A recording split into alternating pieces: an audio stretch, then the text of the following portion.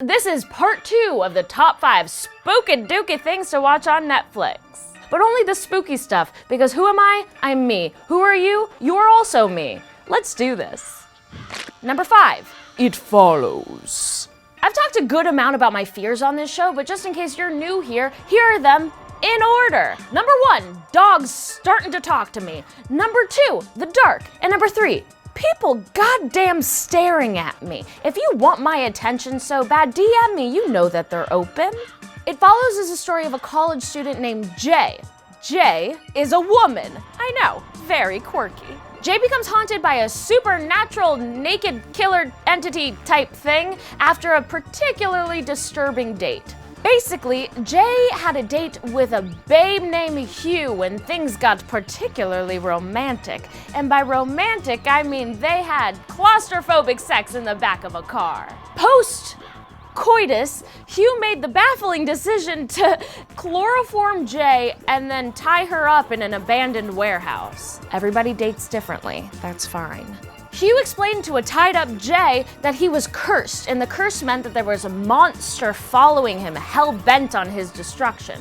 The only way to get rid of this curse is to pass it along to another person by having sex with them. Great! Another STD I have to worry about. Damn, dating is hard in 2017. Hugh explains that the monster looks human, but very much isn't. It can take the form of anybody.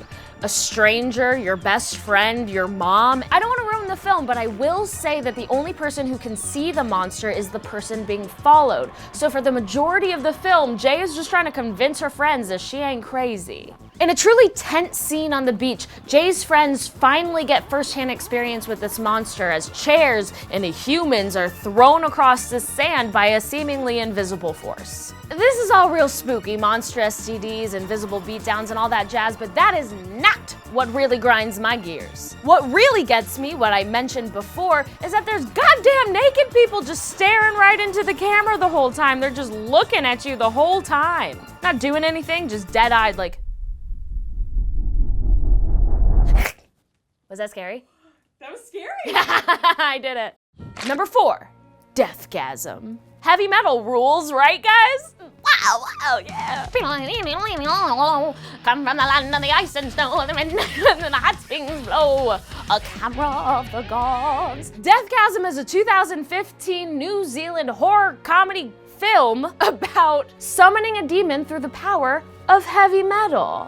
Deathgasm is a story of Brody, which we all know I think is a very babely name, and his buddy Zach, who spells his name with 2 K's and no C, which is very crazy, Zach. Ooh, one time in college I made out with a person who spelled his name like that, and he bit my neck. Like Kanye said, this week they're mopping the floors, next week it's the fries. I guess in this case it's more like this week they're in an amateur heavy metal band, and next week they're summoning demons. Still a lateral move, I think. Step up from amateur heavy metal band. These boys remind me of me and my dirtbag friends, and I love them for it. If you want to get to know me as a human, get to know this movie intimately. Deathgasm is wrought with tasty licks and dope tricks and way too much profanity. I mean it, even for me.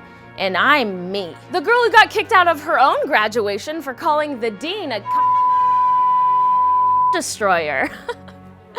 Bleep that. You want to do something fun? How about a little demon invocation, huh?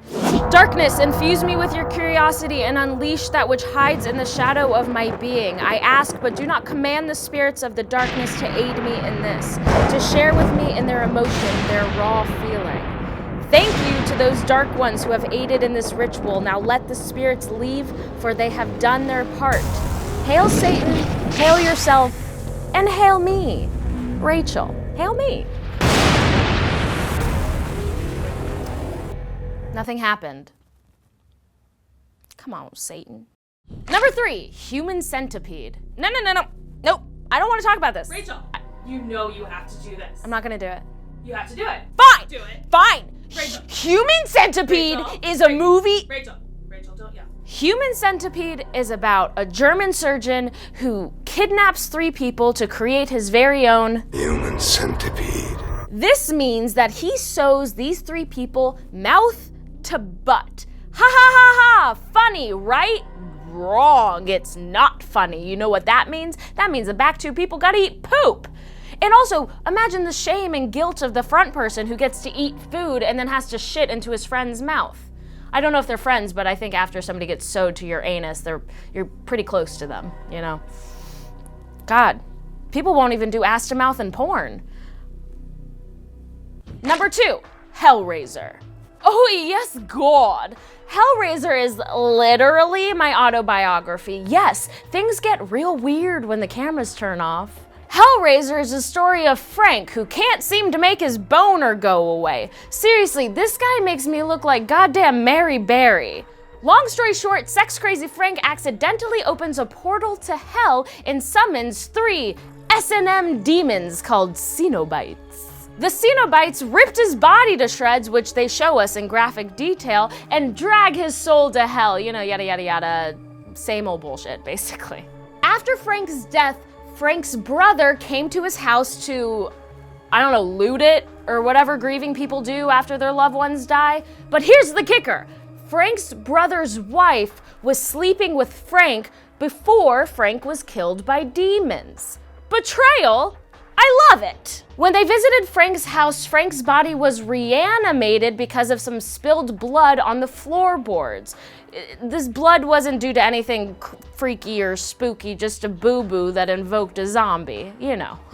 The rest of the movie is illustrating the literal hell of the Cenobites, but the weird part is, it's kinda hot. Like, I get it, they look disgusting, but you can't use S&M as a plot device and not expect me to be totally sexually on board. Actually, I'm gonna stop myself right here because my mom watches this and she doesn't need to know what kind of stuff I'm looking at in the night times. Number 1, The Shining. Here's Johnny! Ow. The Shining, in my humblest of opinions, is the perfect horror movie. Jack, played by Jack Pointy Eyebrow Nicholson, plays a groundskeeper at a hotel in the middle of goddamn nowhere. Honestly, looks like Siberia. Jack and his family have a happy, 45 seconds before all hell breaks loose. Jack starts seeing people around the hotel, which is weird because they're living in the hotel by themselves.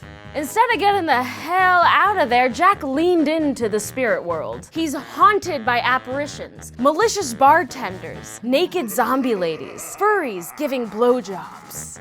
My favorite, aka my least favorite, Danny's little rad rum business. Because it reminds me of my childhood when my sister would chase me around the house screaming, rad rum, which, you know, that's scary, especially she's bigger than me. If you're a horror fan or a film fan or a furry, please watch this movie. You will so enjoy it. Or you won't, and I am so sorry if that scares you. Well, there you have it, a few more movies to add to your Netflix and kill bank. If you don't mind me, I'm gonna run home, watch Hellraiser, and experiment with some recreational acupuncture. Thank y'all so much for watching this video. If you enjoyed it, please give it a thumbs up. Leave me a comment in the comment section below and let me know what movies you're watching on Netflix right now because I am so alone. Subscribe to Snarled and watch. Hey, listen, we have this series called Fucked Up Film Club with my very good friend Julia Prescott, and she talks about movies just like this all the time. You should watch it because I do, and I am you and you are me. Synergy.